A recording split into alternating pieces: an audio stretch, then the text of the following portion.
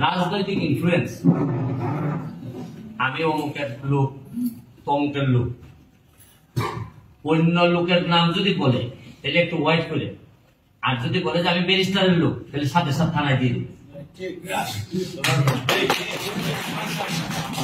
আমি বিশ্বাস করি না যে আপনারাই বিভিন্ন ডায়াগনস্টিক সেন্টারের পার্টনার। এটা আমার কাছে মনে হয় যে এটা খুবই বিব্রতকর আমাদের জন্য। যদি পার্টনারশিপ থাকেও আপাতত এই 5 বছর আমি যতদিন আছি আর পার্টনারশিপ রাখেন, এটা আমাদের সবার জন্য ভালো হবে। আর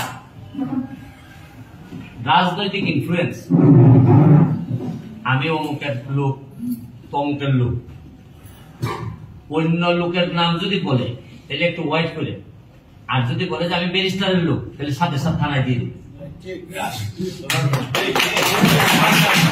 আবার যদি কোনো অন্য লোকের কথা বলে, আমি জানি না, একটু টাইম নিয়ে আমি এখন দেখা গেল জানি না এগুলো বলতে হবে। যদি ব্যারিস্টারের লোক বলে তাইলে কি করবেন? আমাদের উনারে এক্সরে না দেখাইয়া হিল্লুর সাহেবকে বলবেন যে আপনি সাথে করে নিয়ে যান। রাজনৈতিক কোনো ইনফ্লুয়েন্স থাকবে না।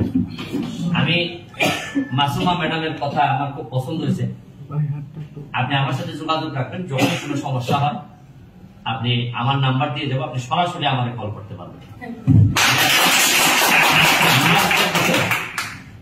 কোন ধরনের কোন একজন নার্সের ব্যাপারে যদি আমি শুনি যে আমার কোন এলাকার লোক ডিস্টার্ব করছে, তাহলে হিলুল সাহেব আসার আগে আমি চলে আসবো। কিন্তু ওসি সাহেব আসার আগে আমি চলে আসবো। যে কোন মহিলাদের, আমি এমপি হওয়ার আগেই বলছি, আমার এলাকার মহিলা, তার উপর আবার এলাকার বাহিরের মহিলা এখানে আছে, কোন বকাটে যেই হোক সে, তাহলে কোনোভাবেই আমাদের কোন মহিলার উপর নির্যাতন হইলে, শুধু নার্স না, এইখানে কোন সরকারি কর্মকর্তা কর্মচারী মহিলা আসবেন বা যেই হোক, তার উপর কোন ধরনের অন্যায় নির্যাতন যদি কেউ করেন, আমি যতদিন এমপি আছি এই সম্পূর্ণ দায় আমি ব্যক্তিগতভাবে আমি বহন করবো। আমি বলবো প্রশাসনকে যদি আমি হেল্প করতে না পারি, তাইলে এইরকম অযোগ্য এমপি হওয়ার কোন প্রয়োজন আমি আছে বলে মনে করি।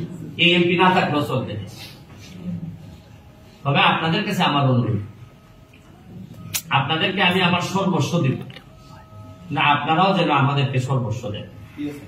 আমি আপনাদের কাছে অনুরোধ করে যাচ্ছি যে আপনারা ছাড়া আমাদের যাওয়ার জায়গা তো নাই। আমি বুঝি যে অনেক বেশি লিমিটেশনস এর মধ্যে আপনারা আমাদের জন্য কাজ করেন, তারপর কি করবো বলেন? আমি আপনাদের বুঝি আপনাদের মেজাজ খারাপ হয়।